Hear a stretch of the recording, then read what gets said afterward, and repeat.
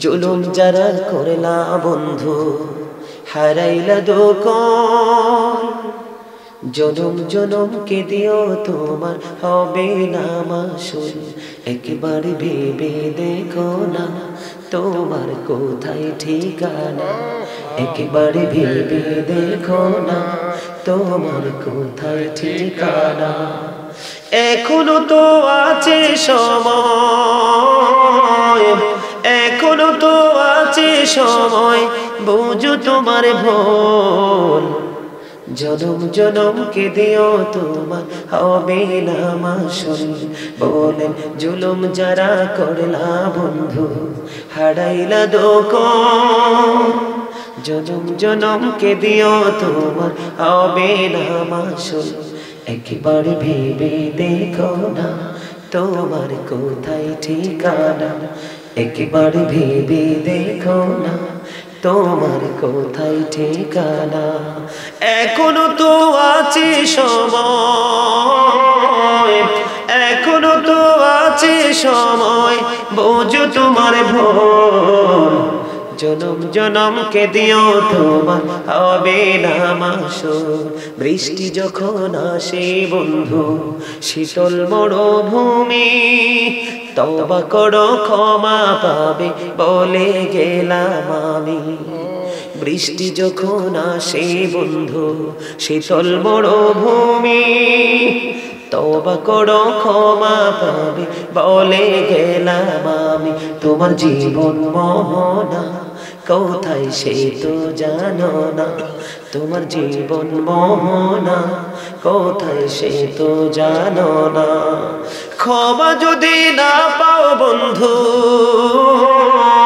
ক্ষমা যদি না পাও বন্ধু পাবে না তো কোন জনম জনম কে দিও তোমার হবে না মাসুল বলে জনম জনম কে দিও তোমার ঠিক কিনা বলেন নবী বলে দিয়েছে জালেম অত্যাচারে যারা নিজের উপর নিজে জুলুম করেছো অন্যের বাড়ির জিনিস চুরি করে নিয়েছো জোর করে জায়গা দখল করেছো সুদ খেয়েছো ঘুষ খেয়েছো অন্যায় করেছো ও বন্ধু মানুষের অধিকার হরণ করে নিয়েছো মানুষকে কিল দিয়েছো লাথি দিয়েছো ঘুষি দিয়েছো আইনের ভয় দেখিয়ে বন্ধু মানুষের সম্পদ লুণ্ঠন করেছো এদের সবাইকে কোরআনের ভাষায় হাদিসের ভাষায় বলা হয় জালিম ওই জালেমরা তারা অন্যের উপর মূলত একজনের জায়গা দখল করেছে মূলত জালিয়াতি তার উপর করে না সে নিজের উপর নিজেই অত্যাচার করেছে আমার নবী বলেছেন অত্যাচারীদের জন্য জাহান্নামে একটা খাবার হলো বন্ধু তিনাতুল খাবার আর একটা জাহান্নামী রক্ত পুজ নিংড়ানো ঘাম জোরে জোরে নাউজুবিল্লাহ এইটাও জুলুম এই জুলুমটা তুমি তোমার নিজের উপর বন্ধু জুলুম করতেছো জোরে জোরে নাউজুবিল্লাহ আরো জোরে বলেন না নাউজুবিল্লাহ আমার কথা কি বুঝে আসে নাই এই যে কথাগুলা বলছে এগুলো আমাদের সমাজে আছে না নাই এই জালিয়াতি আছে না নাই এরা জালেম না মুমিন এরা অত্যাচারী না মুমিন এই অত্যাচারীদের সংস্পর্শে থাকা যাবে না এই যে বন্ধু তোমাদেরকে বলতেছি পাওয়ার দিয়ে যা ইচ্ছা তাই করতে পারো মরার পরে তোমার এই পাওয়ার খাটবে না আল্লাহ বলেছেন লা ইয়ামুতু people will not die that day সেদিন মানুষ মরতে পারবে না ফিহা ওয়ালা ইয়াহইয়া people will not be able to live that day সেদিন মানুষ বন্ধু বাঁচতেও পারবে না ওমা হুম আনহা বিগাইবিন people will not be able to escape that day সেদিন মানুষ সেখান থেকে পালাতেও পারবে না নাউজুবিল্লাহ বলবেন না বাঁচার সুযোগ নাই মরার সুযোগ নাই পালিয়ে যাওয়ার সুযোগ নাই রে দীর্ঘভূমির মানুষ হৃদয় খুলে শোনো এই দুনিয়ায় যেমনি তোমার ইচ্ছে মতো যা মন চায় তুমি তা খেতে পারো কাল কিয়ামতের দিন এই জালেমরা বন্ধু নিজের মতো করে খেতে পারবে না কোরআন এসেছে জালেম অত্যাচারীদের জন্য আল্লাহ একটা খাবার বরাদ্দ করেছে যেটার নাম হলো বন্ধু জাক্কুম কি নাম কি শুনছেননি আর কোনোদিন শুনেছেন আপনি শোনেন না এটার নাম হলো বন্ধু জাক্কুম জাক্কুমটা যদি কোনো বান্দা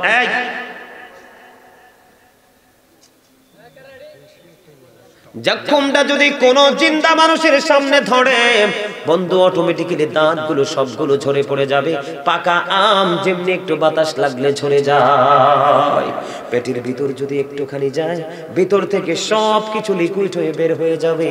জোরে জোরে বলেন না নাউজুবিল্লাহ। এই জাক্কুমটা কন্টিনিউ বন্ধু জাহান্নামীদের জালেমদের জন্য খাবার হিসাবে আমার আল্লাহ বরাদ্দ করে রেখেছে। জোরে জোরে নাউজুবিল্লাহ। বন্ধু হৃদয়ের জানালা খুলে সবাই শোনো গো, হাদিস শরীফের মধ্যে এসেছে জালেমদের জন্য ওই ফিউচারে তাদের জন্য আরেকটা ভয়ঙ্কর খাবার আল্লাহ বরাদ্দ করেছে। নবী বলেছেন এই খাবারটার নাম হলো তিনাতুল খাবাল।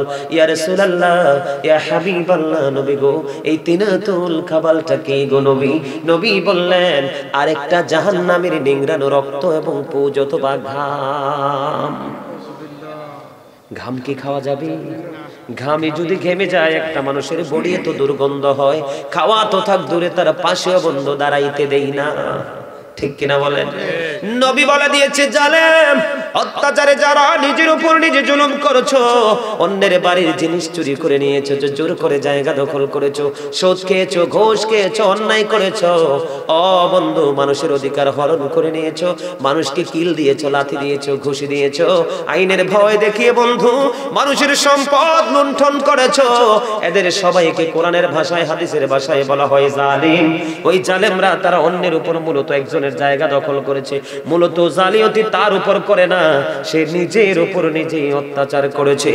আমার নবী বলেছেন অত্যাচারীদের জন্য জাহান্নামে একটা খাবার হলো বন্ধু তিনাতুল খাবার, আর একটা জাহান্নামী রক্ত পুজ নিংড়ানো ঘাম।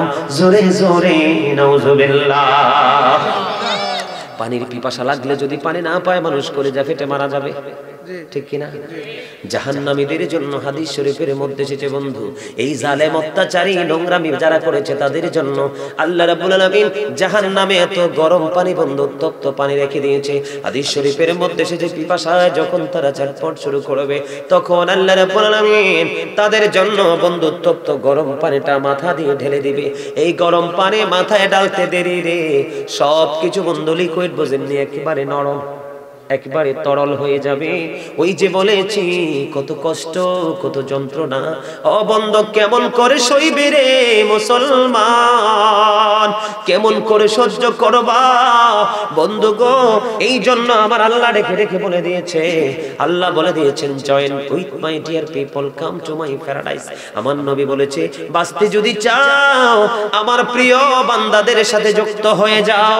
আল্লাহ বলেছেন ফাদখুলি ফি ইবাদি ওয়াদখুলি জান্নাতি। আল্লাহ বলেছেন join with my dear people come to my paradise, আমার প্রিয় লোকেদের সাথে যুক্ত হয়ে যাও, আমার জান্নাতে চলে আসো। বন্ধুরে আমার জাহান্নামে একটা পাহাড় আছে, সেই পাহাড়ের নাম হলো সৌদ পাহাড়। এই সৌদ নামক পাহাড়ের উপর উঠতে লাগবে সময় 70 বছর, নামতে লাগবে বন্ধু 70 বছর।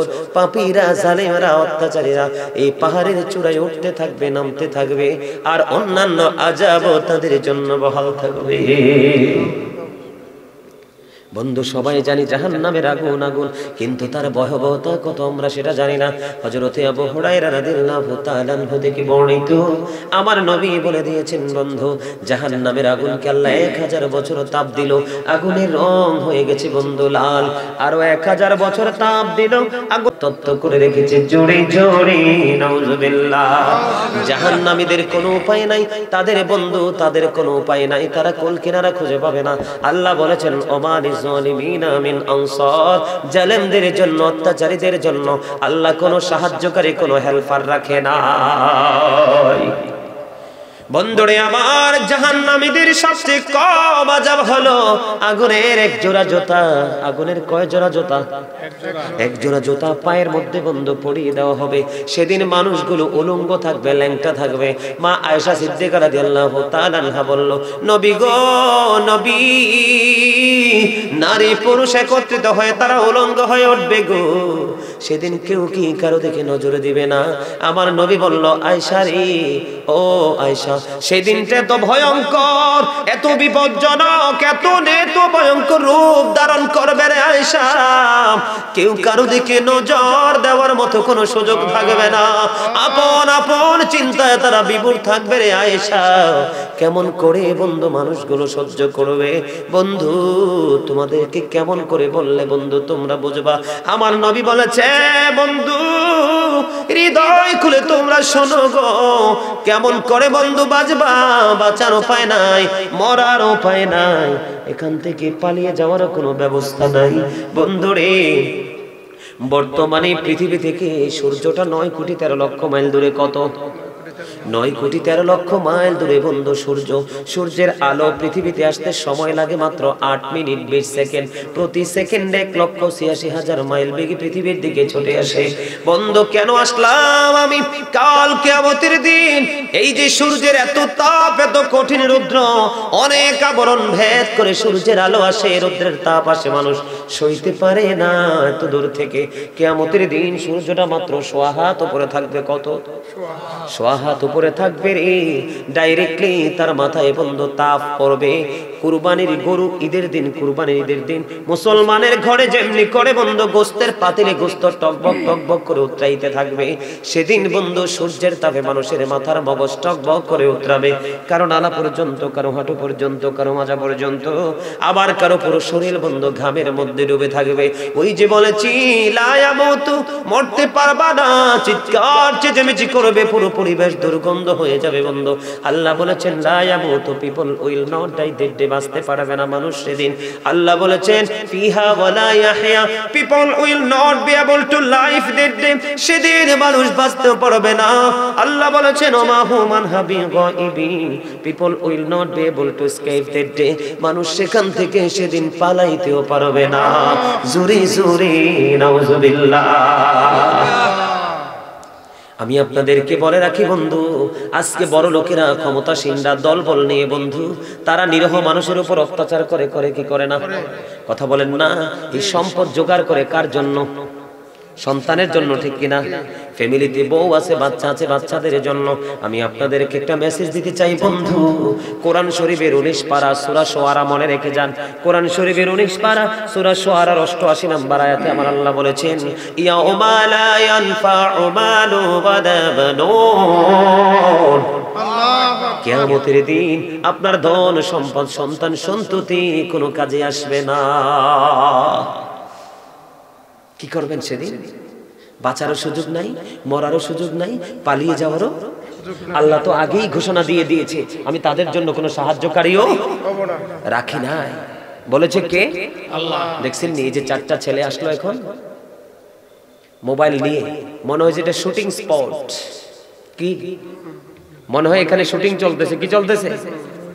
শুটিং চলতেছে। এই যে আসলো, আয়েশা কিন্তু একটু ঘোরা দিয়ে মোবাইল টিপতে টিপতে আবার চলে গেল। আজকে এখানে যদি আইপিএল বিপিএল হতো না, দেখতেন পর্দা থাকতো, সামিয়ানাও লাগতো না। দেখেন না কি সুন্দর পরিবেশ, ফুলে ফুলে সাজানো। আজকের এই বাগানের চতুর্দিকে রহমতের ফেরেশতারা ঘেরাও করে আছে। আর যারা যারা এসেছেন আজকে কিন্তু তাদের নোটবুকে কিন্তু লিপিবদ্ধ হয়ে গেছে। হয়তো বা আজকের এই লেখনী আপনার নাজাতের উসিলা হতে পারে। সম্মানিত উপস্থিতি, আজকে মানুষগুলো কেন উদাসীন জানেন? আল্লাহর প্রতি ভয় নেই। আল্লাহ কি বলেছেন?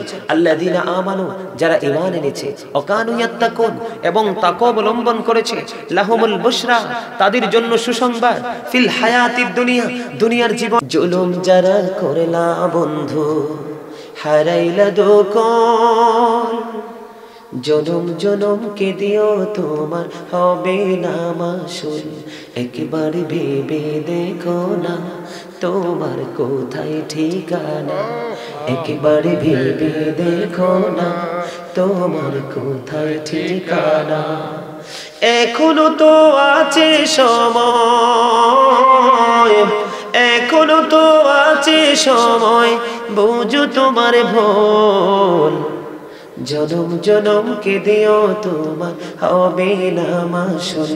বলেন জুলুম যারা করলা বন্ধু, হারাইলা দোকন, জনম জনম কে দিও তোমার হবে না মাসুল, একবার ভেবে দেখো না তোমার কোথায় ঠিকানা, একবার ভেবে দেখো না তোমার কোথায় ঠিকানা।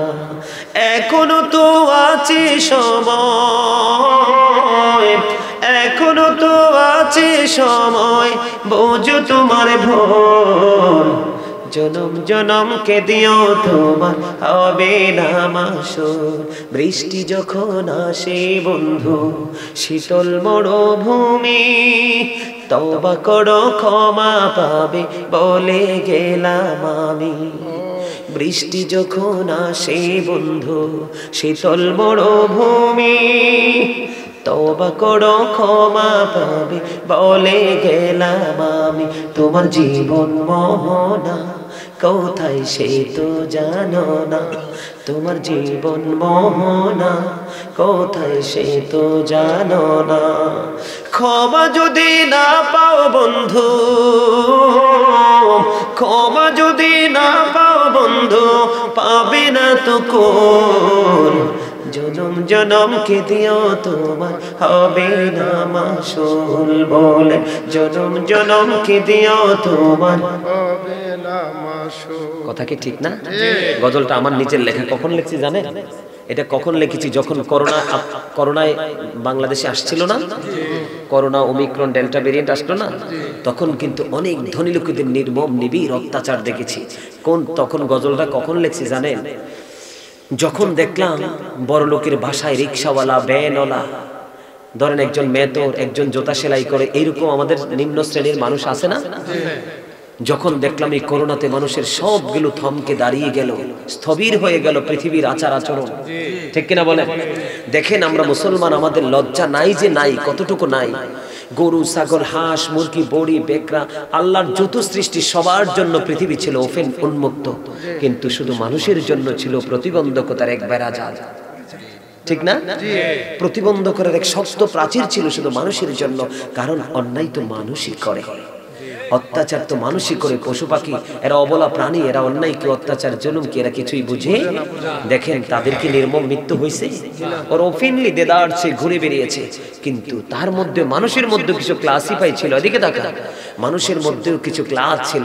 এর মধ্যে আপনি দেখেন লোকাল যে প্লেসগুলো, auto station, CNG station, truck station, rail station, bus station, রিক্সার স্টেশন, লোকাল যে প্লেস, সেই লোকাল প্লেসে কিন্তু কোনো মানুষ মারা মরেছে শুধু কোটি কোটি কোটিপতিওয়ালা, কোটি কোটি টাকার মালিক, বিঘায় বিঘায় জায়গার মালিক, হাজার হাজার বড়ি, লক্ষ লক্ষ বড়ি স্বর্ণের মালিক, যার বাড়ি এসি, গাড়ি এসি, অফিস কক্ষটাও এসি, এইরকম ধরনের গেট আপ সম্পূর্ণ মানুষগুলো মারা গিয়েছে। কারণ গরিব তো জুলুম করতে জানে না, জুলুম সইতে জানে। আরে ভাই তোর আমার কথা বুঝোস না? গরিব জুলুম করতে জানে না, জুলুম শুধু সইতে জানে। আর বড়লোক মানুষের উপরে ইহসান করতে জানে না, শুধু জানে জুলুম করতে। এই জন্য বলি the rich are not always happy, ধনীরা সব সময় সুখী নয়। The poor are born to suffer, গরিবরা জন্মগ্রহণ করেছে শুধু দুঃখ ভোগের জন্য। গরিবরা শুধু দুঃখ নির্যাতন সহ্য করতেছে। আর আমার নবী এদিক দিয়ে বলতেছে, বুখারীতে এসেছে, এই গরিব আমার প্রেমিক, আমার নবীকে জীবনের চাইতে বেশি ভালোবাসে। আমি যখন সর্বপ্রথম জান্নাতে কদম দিব, বিশাল একটা টিম আমার সঙ্গে সর্বপ্রথম জান্নাতে কদম দিবে। আর এই জান্নাতি যারা কদম দিবে, এই সংখ্যাটা পুরোটাই, দলটা পুরো গরিব মানুষের দল। ইসলামকে বুঝতে হবে, Islam is not only a religion but also complete code of life. পরিপূর্ণ পূর্ণাঙ্গ জীবন ব্যবস্থা ইসলামে। আর ইসলামের নির্যাস হলো আপনার আমার নবী সরকারে মদিনা। আল্লাহ of the first pillar is the lord of world, রব্বুল আলামিন। Muhammad Rasulullah sallallahu alaihi wasallam is the blessing for the world, rahmatan lil alamin. কি চমৎকার, কি চমৎকার! আল্লাহ রাব্বুল আলামিন, আল্লাহর হাবিব হলো রাহমাতাল লিল আলামিন। একজন হলো স্রষ্টা, একজন হলো সৃষ্টি। স্রষ্টার সৃষ্টির মধ্যে কোনো ভেদাভেদ নেই, প্রেমের কারণে মিলেমিশে একাকার হয়ে গেছে। ঠিক বর্তমান প্রেক্ষাপটের মানুষগুলো যখন হক্কানি আলেমদের সাথে প্রেমের বন্ধনে আবদ্ধ হয়ে মিলেমিশে যাবে, তখন তাদের জীবনে আর কোনো নোংরামি থাকবে না, কোনো জুলুম থাকবে না, কোনো নির্যাতন, কোনো অত্যাচার, কারণ আল্লাহ বলেছে ইন্নামা ইয়াখশাল্লাহা মিন ইবাদিহিল উলামা। পৃথিবীতে আমার যে বান্দা আছে, মানুষগুলো আছে, এর মধ্যে হক্কানে আলেমরাই আমি আল্লাহকে ভয় করে থাকি। জোরে বলেন না সুবহানাল্লাহ। আর জোরে। আমেরিকার গবেষক মাইকেল এইচ হার্ট তিনি কি বলেছেন? The 100 a ranking of the most influential person in the history. 100 জন প্রভাবশালীর তালিকা তিনি করলেন, 100 জন মনীষীর তালিকা তিনি করলেন, এর মধ্যে তিনি চ্যাম্পিয়ন, সবচেয়ে শ্রেষ্ঠ প্রভাবশালী বলে আপনার আমার নবীকে তিনি আখ্যায়িত করলেন। আমরা সেই নবীর উম্মত হয়ে আজকে আমরা নগণ্য ধন্য হতে পারলাম না, এটা আমাদের খুব বদকিসমত। ডক্টর আহমদ পেয়ারা বাগদাদি পীর সাহেব কেবলা, যিনি বসরা ইউনিভার্সিটির ইংলিশ লেকচারার ছিলেন, তিনি বলেছেন তিনি বলেছেন of all the great religious personalities of all prophet মুহাম্মদুর রাসূলুল্লাহ সাল্লাল্লাহু আলাইহি ওয়াসাল্লাম। জোরে জোরে বলেন না সুবহানাল্লাহ। আরো জোরে বলেন না সুবহানাল্লাহ। আর একটু মহব্বতে বলেন সুবহানাল্লাহ। সেই নবীর উম্মত হয়ে যদি আমরা আমাদের চরিত্রকে বদলাতে না পারি, আমাদের মানসিকতাকে যদি চেঞ্জ করতে না পারি, তাহলে জান্নাতে যাওয়া তো থাক দূরের কথা, জান্নাতের সুঘ্রাণও আমরা খুঁজে পাবো না। আজকের মাহফিলে কি আপনারা খুশি না বেজার?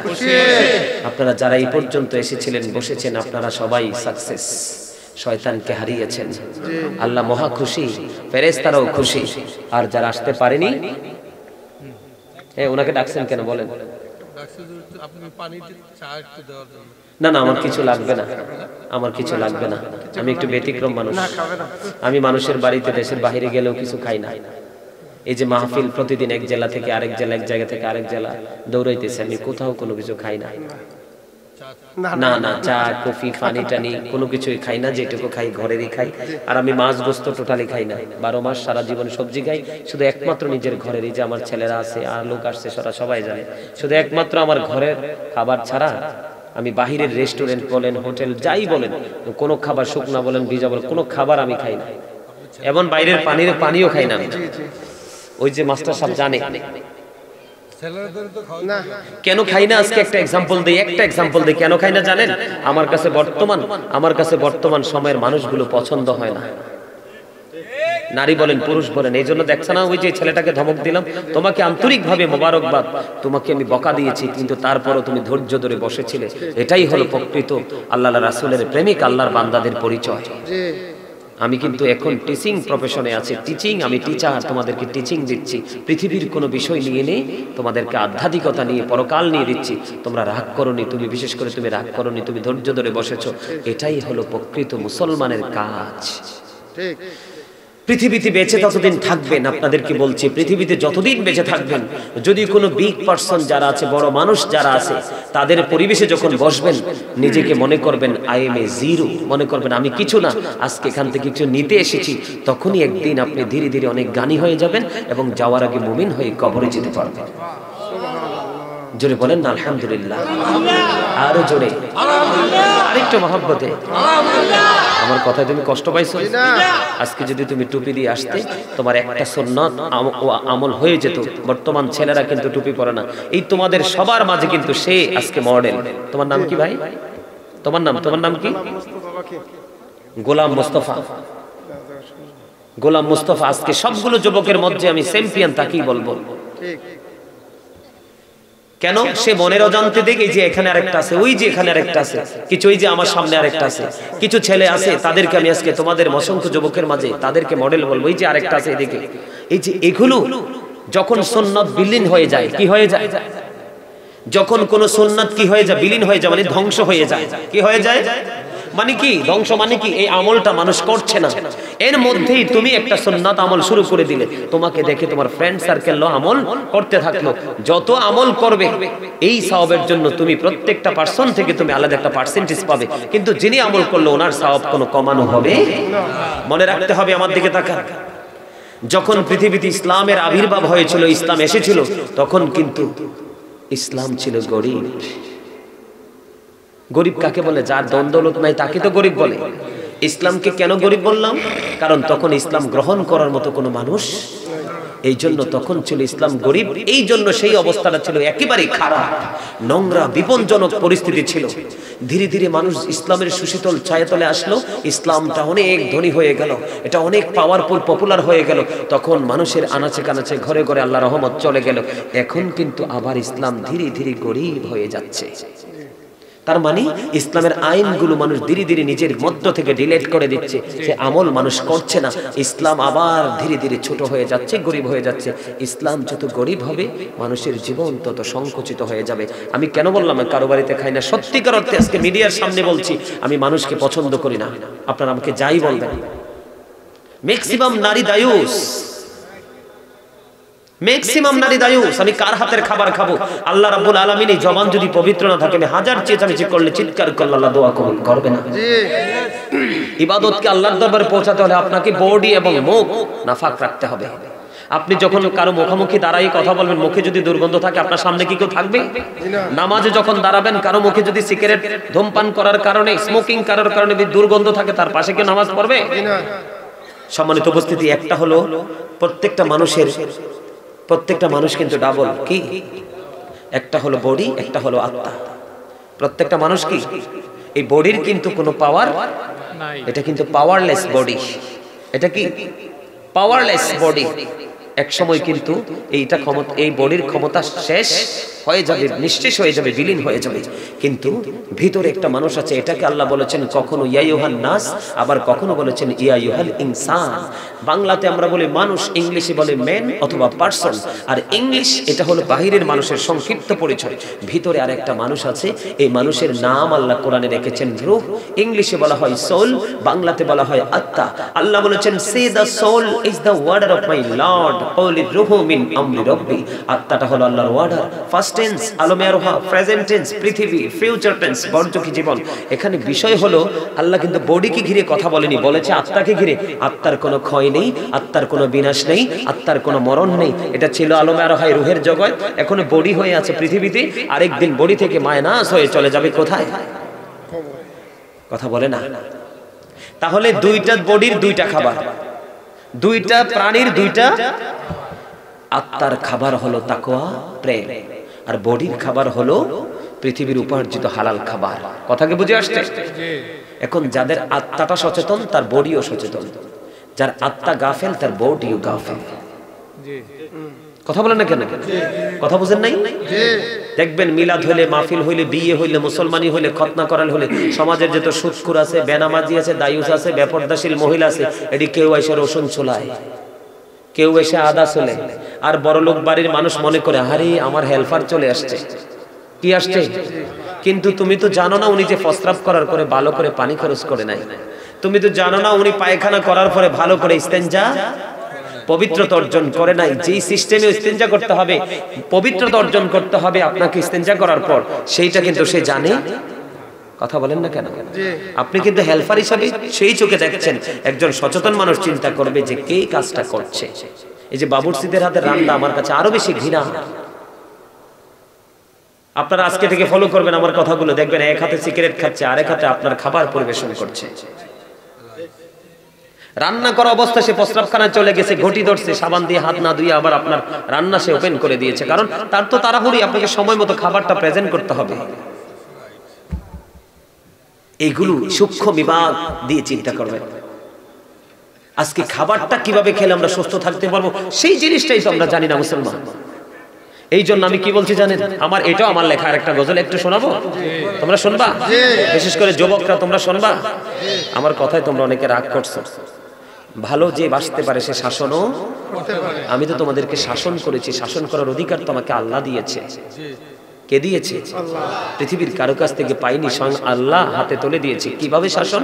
আল্লাহ রাব্বুল আলামিন বলেছেন ইয়া আইয়ুহাল্লাযীনা আমানু ও আনফুসাকুম ও আহলিকুম নারা। আল্লাহ রাব্বুল আলামিন বলেছেন O believers, save yourself and your families from the fire.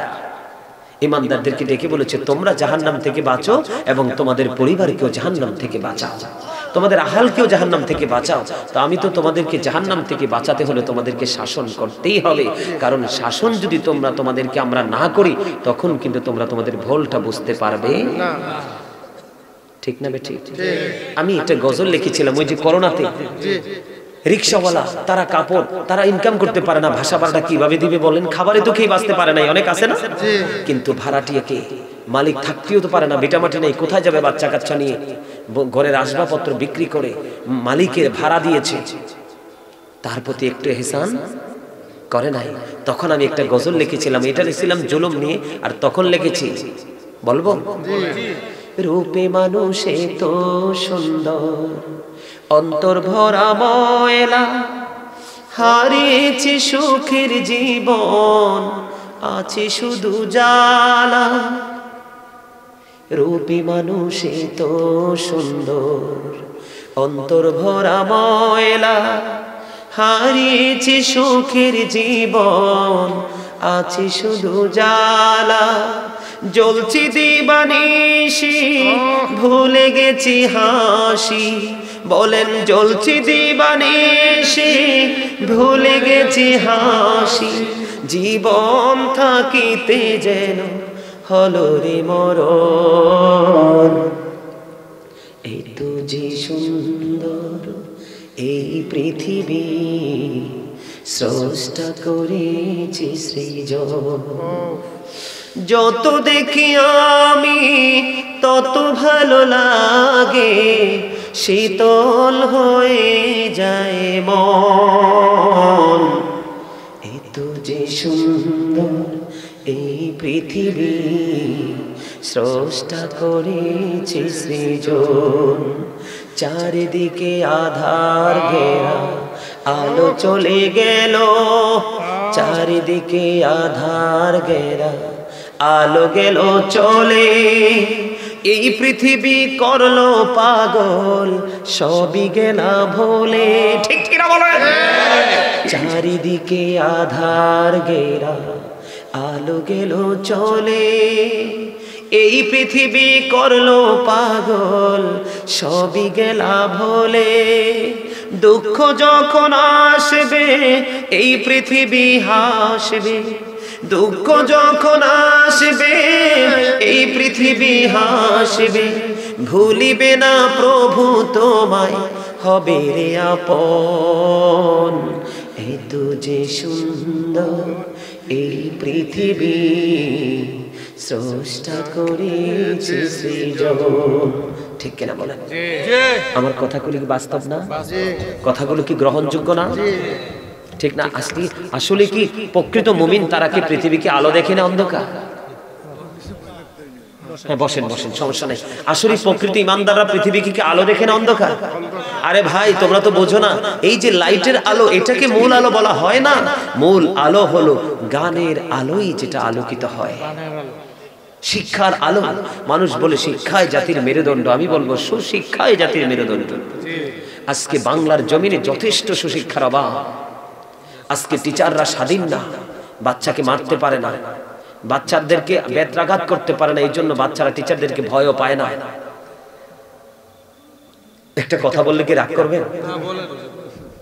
আমাদের সময়টা বা তারও আগের সময়টা, ওই সময়ের যুবকগুলোর চরিত্র বেশি ভালো ছিল না বর্তমান সময়ের যুবক? আগের মানুষগুলো কেন জানেন?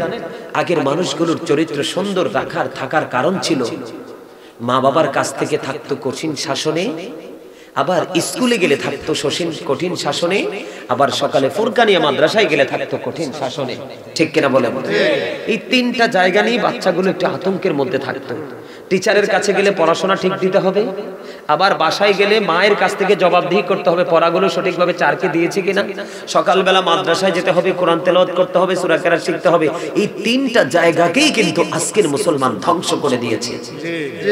আবার বলে কি ডিজিটাল বাংলাদেশ, কমার্শিয়াল পৃথিবী। বাংলাদেশের ইতিহাসে এই বাংলাদেশে হয়েছে টিচারের মাথায় পায়খানা দেওয়া হয়েছে বাচ্চাকে মারার কারণে, টিচারের গলায় জুতার মালা পরানো দেওয়া হয়েছে বাচ্চাকে শাসন করার কারণে। এমনও হয়েছে বাচ্চারা অবরুদ্ধ করে টিচারকে কলঙ্কিত করে টিচিং প্রফেশন থেকে আউট করে দিয়েছে, বলেছে আই সে গেট আউট। ঠিক কিনা বলেছে কিনা? এটা কি অবনতি নাকি উন্নতি? অবনতি। আজকের সমাজ যেই কলুষিত হয়েছে, আগামী দিনে আরো কলুষিত হবে, কারণ সুশিক্ষার যথেষ্ট অভাব। এর মধ্যে সবচেয়ে বড় শিক্ষা হলো রাসূলের আদর্শ। কি আমি যদি বলি আপনাদেরকে every parent should take care their children very carefully, প্রত্যেকটা পিতামাতার উচিত তাদের সন্তানের দায়িত্ব যত্ন সহকারে পালন করা। করেছে বাবা মা? ছেলেটা যে জিন্স প্যান্ট, আচ্ছা বলবো, ছেলেটা যে উলঙ্গ অবস্থায় যে মায়ের সামনে উপযুক্ত ছেলে হাঁটছে, মা কি তাকে বিচার করা প্রয়োজন না? বাবার কি বিচার করা প্রয়োজন না? বাবা বলে my dear sun is commercial, ঠিক কিনা? বাবা এটা বলে, সে ফিলিংস নেই, মজা নেই, ঠিক কিনা? প্রত্যেকটা পিতামাতার উচিত তাদের সন্তানের দায়িত্ব যত্ন সহকারে পালন করা। আর আমরা সন্তান হিসাবে প্রত্যেকটা সন্তানের উচিত we should obey our profit, we should obey our parents. আমাদের প্রত্যেকের উচিত আমাদের পিতামাতাকে মান্য করে। কেন জানেন? বলবো, paradise of the child under the feet of the mother, ইন্নাল জান্নাতা তাহতা আকদামিল উম্মাহাতিকুম, মায়ের পায়ের নিচে সন্তানের জান্নাত। We should obey our prophet Muhammad রাসূলুল্লাহ সাল্লাল্লাহু আলাইহি ওয়াসাল্লাম। আমাদের প্রত্যেকের উচিত আমাদের নবী সরকার মদিনাকে মান্য করা, ঠিক কিনা বলেন? পিতামাতা সন্তানের দায়িত্বটা কিভাবে পালন করবে একটু বলবো, একটু বলবো, দরকার আছে না? এখন বাবা মা সন্তান জন্ম হইলে বড় করে অনুষ্ঠান করে, ঠিক কিনা? এই আমার দিকে তাকান, খবর নাই তো উদাসীনতার মধ্যে আছে। ছেলে হইলে তো পাগলই হয়ে যায়, মনে হয় যে স্বর্ণের মেডেল পাইছে, কিন্তু এটা কি চরিত্রবান হবে নাকি চরিত্রহীন হবে খবরই, কারণ সুশিক্ষা নাই তো। প্রকৃত পক্ষে যে পিতামাতাগুলো জ্ঞানী বিবেকবান, ওর সন্তান অনেক বড় বড়, যাদেরকে বলা হয় দ্য সেট, সর্বোচ্চ অফিসার র্যাঙ্কে সর্বোচ্চ চেয়ারে বসেছে, তারপরেও কিন্তু বাবা মা প্রাউড ফিল করে না, অহংকার, কারণ তারা হচ্ছে বিবেকবান। আর সন্তান তো দামি কিছু হলো না, জ্ঞানী হলো না, পাওয়ারফুল ম্যান হলো না, আলোকিত সন্তান হলো না।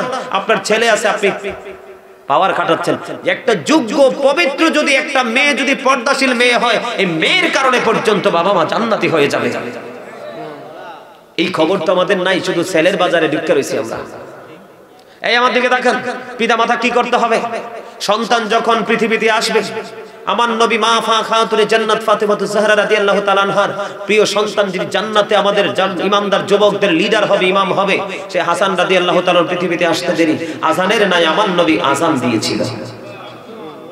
আরে ভাই সুবহানাল্লাহ বলতে পারো না? আরো জোরে সুবহানাল্লাহ। আজান দিয়েছিল, সন্তান পৃথিবীতে আসলে আজান। মায়ের কাজ হলো সন্তানকে 2 বছর মায়ের দুধ পান করাতে হবে। বাবার কাজ হলো 7 দিন যখন হবে 7 দিনের দিন বাচ্চার নাম রাখতে হবে। বাচ্চা ছেলে হলে তার জন্য 1 বছরের 2টা ছাগল দিয়ে আকিকা দিতে হবে 7 দিনের দিন। কয় দিন? মেয়ে হলে 1 বছরের একটা ছাগল দিয়ে মেয়ের আকিকা দিয়ে দিতে হবে। 2 বছর পর্যন্ত মা দুধ পান করাবে মায়ের স্তন থেকে। এখনকার বাচ্চা কাচ্চা অমানুষ হবে না কেন? মার কষ্ট হয়, এই জন্য বাচ্চা ফিটার দিয়ে ফালে। এই জন্য এটা বড় হইয়া মার কথা শোনে, মায়ের ডাক দিয়ে এদিকে আসো, এটা কয় না ওইদিকে যাবো। মা তো তার দায়িত্ব পালন করেনি, সে তার শান্তি তার সুখের চিন্তা করেছে। আর আমাদের মারা কি করছে?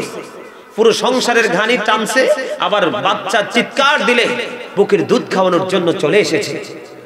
আমি গাজী সুলাইমানের ব্যাখ্যা যদি দেই, 1 মিনিট যদি ব্যাখ্যা দিই, আমাকে নিয়ে আমার লোকগুলো আমার সাথে আছে। এই যে মাহফিল, মসজিদ, মাদ্রাসা, আমার কাজই হচ্ছে দিনের কাজ। দিনের কাজ থেকে হাদিয়া পাই কি পাই না? প্রত্যেকটা হাদিয়া প্রত্যেক দিন গেইটে যাইয়া, আর হাদিয়া তো কেউ এখন আর হাতে হাতে নেই না। এখন আর কিন্তু হাদিয়া হাতে হাতে নেই না, একদম সত্য কথা। 3-4 বার বড় বড় ডাকাতের মুখে পড়ছি, কিচ্ছু রাখে নাই। প্রায় 3 বারে আমার প্রায় 12 লাখ টাকার সম্পত্তি নিয়েছে। হাতের মোবাইল, আমরা যারা আছি সবার মোবাইল টোবাইল, ক্যাশ, টাকা, ক্যামেরা ট্যামেরা অনেক কিছু মিলাইয়া। তো এরপর থেকে এখন আর কি করি না, হাতে হাতে কোনো লেনদেন নাই। কেউ অ্যাকাউন্টে, ব্যাংকের অ্যাকাউন্টে, কেউ আবার মোবাইল অ্যাকাউন্টে, বিকাশ অ্যাকাউন্টে পাঠাইয়া দেয়। তো আপনার এই মাহফিল থেকে যাওয়ার পরে বা বিকাশ থেকে যখন অ্যাকাউন্ট থেকে টাকা উঠাই নিয়ে আগে মায়ের কাছে দেই। কার কাছে? আলহামদুলিল্লাহ বলবেন না? আরে ভাই আমি চ্যালেঞ্জ করে বলতে পারবো, 1 লক্ষ সন্তান খুঁজলে আমার মতো একটা সন্তান আপনি পাবেন না। এই মাইকে কথাগুলো মানুষ শুনতেছে, লাইভে শুনতেছে। আজকে গোটা পৃথিবী থেকে প্রতিদিন আমার লাইভে অসংখ্য মানুষ অ্যাডজাস্ট হয়। যখন প্রয়োজন হয় মার কাছ থেকে খুঁজে আনি, মা আমার এই টাকাটা লাগবে একটু দেন, অথচ বউ আছে, বাচ্চা আছে। আমার বড় ভাই ওনার মেয়ে বিয়ে দিবে, উপযুক্ত হয়ে গেছে, এখনো পর্যন্ত বিদেশ থেকে টাকাটা মায়ের অ্যাকাউন্টে আসে, পার্সোনাল ব্যালেন্স না। কেন জানেন এই জায়গাটা কেন হয়েছে? আমরা ভাইয়েরা মা বাবার প্রতি অত্যন্ত অনুগত। কেন জানেন? বাবা তো সরকারি চাকরি করতেন, মা আমাদেরকে এত শিক্ষা দিয়েছেন, খাবার খাওয়া থেকে, পোশাক পরা থেকে, ঘুম থেকে, চলাফেরা থেকে। আমার মায়ের কাছ থেকে জীবনে ছোট্ট থাকতে যখন আমি ধীরে ধীরে বেড়ে উঠতেছি, এই রাস্তার দিকে এগোচ্ছি, তখন আমার মা আমাকে একদিন একটা নির্দেশ দিয়েছিলেন যে বাবা তুমি একদিন অনেক বড় হবে, আমার মন বলছে। আমি তখন ছোট, তখন আমাকে কেউ দাওয়াত দেয় না। ধরেন ওই যে এখন আমাদের দেশে অনেক ছেলেরা মাদ্রাসায় পড়ে, তারা মানুষ মারা গেলে দৌড়িয়ে কবরে পার যায় না, তো কবর যিনি মারা গেল তার আপন স্বজনরা কিন্তু হুজুর মনে করে সম্মান করে তাকে কিছু হাদিয়া দেয়। তো আমাকে যখন হাদিয়া দিয়েছিলেন একদিন, আমি হাদিয়াটা নিয়ে আমার কষ্ট মনে আছে, 50 টাকা। কয় টাকা? আমি কবরের পার থেকে আমার মাকে নিয়ে হাদিয়াটা দিয়েছিলাম। মা দেখেন, মা কই এই টাকা কোত্থেকে আনছো? বললাম মা মাটি দিয়ে সারছি, মোনাজাতের শেষে আমাদের সবাইকে দিয়েছে। তখন আমার মা আমাকে সেদিন বলেছিল, বাবা আজকে আমি তোমাকে একটা কথা বলবো, যে এই টাকাটা কবরবাসী মিসকিনকে দিয়ে দিবে। কাকে? সব হুজুররা নিয়ে নে, কিন্তু তোমার জীবনে তুমি কোনোদিন কবরের পার থেকে কোনো লাশ মাটি দিয়ে একটা টাকা আনবা না। সেদিন থেকে আজও পর্যন্ত আমি কোনো কবরের পার থেকে একটি টাকা নেই। কারণ কোরআন হাদিস কি বলে সেদিকে আমার নজর নাই, আমার নজর হচ্ছে এটা আমার মায়ের অর্ডার। আমার মা বলেছে, কারণ কবরে যিনি চলে গেছে ওনার কি ফয়সালা দিতে পারবা? উনি কি জান্নাতি না জাহান্নামী সেটা জানো? তাহলে ওনাকে দাফন করেছো তুমি, মুসলমান হিসেবে তোমার দায়িত্ব, কিন্তু এখান থেকে তোমার টাকা আনতে হবে কেন? সেই দিন থেকে বছরের পর বছর আজকে কত বড় হয়ে গেলাম। গাজী সুলাইমান গোটা পৃথিবীতে কোটি কোটি ভক্তবিন্দু, আজও পর্যন্ত কোনো কবরবাসীকে দাফন করে টাকা নেই না। এটা কেন বললাম? এটা মায়ের শিক্ষা, মায়ের আদর্শ। বাবা তো সময় পায় নাই আমাদের জীবিকার জন্য, আমাদের ভরণ পোষণের জন্য, আমাদের ক্যারিয়ার দাঁড় করানোর জন্য। বাবা তো নন স্টপলি পরিশ্রম করেছে, কিন্তু মায়ের দায়িত্ব ছিল কঠোর। বিশ্বাস করবেন, ওই যে তাকে প্রহার করতে হবে। সবচেয়ে বড় খবর রাসূল বলেছেন, একটা দায়িত্ব মা বাবাকে দিয়েছেন। রাসূল বলেছেন, আদিবু আওলাদাকুম আলা সালাতি খিসালিন হুব্বি নবীকুম ওয়া হুব্বি আহলি বাইতিহি ওয়া আলা কিরাতিল কুরআন। রাসূল বলেছেন, তোমরা তোমাদের সন্তানদেরকে তিনটি বিষয় শিক্ষা দাও। কয়টা? একটা হলো হুব্বি নবীকুম, টিজ দা লাভ অফ দা প্রফেট, নবীর মহব্বত। ও হুব্বি আহলি বাইতিহি, নবীর পরিবারের মহব্বত, আহলে বাইতের মহব্বত, টিচ ফ্যামিলি লাভ। নবী বলেছেন, ওয়া আলা কিরাতিল কুরআন, learn to recite the holy Quran, Quran তেলাওয়াত শিখাও। বলেছে কি? নবী বলেছেন। জোরে জোরে বলেন না সুবহানাল্লাহ। নবীর কথা সত্য না মিথ্যা? হযরত মুহাম্মদ সাল্লাল্লাহু আলাইহি ওয়াসাল্লাম was born in a country. His father's name was Abdullah, his mother's name was Amina. His father died before he was born. He lost his mother in his childhood. He was very truthful. আমার নবী ছিলেন শ্রেষ্ঠ সত্যবাদী। সুবহানাল্লাহ। জোরে বলেন না সুবহানাল্লাহ। তো আজকে আমাদের পৃথিবীর অবস্থা মোটেও ভালো না, বিশেষ করে মুসলমান। মা বাবাকে সচেতন হতে হবে। যেই টিচারের কাছে বাচ্চাকে পড়াশোনার জন্য দিতে হবে, টিচারকে দায়িত্ব দিতে হবে, এটা আপনার বাচ্চা, কিভাবে মানুষ করবেন সেটা আপনি দায়িত্ব নিয়ে নেন, তখনই দেখবেন বাচ্চা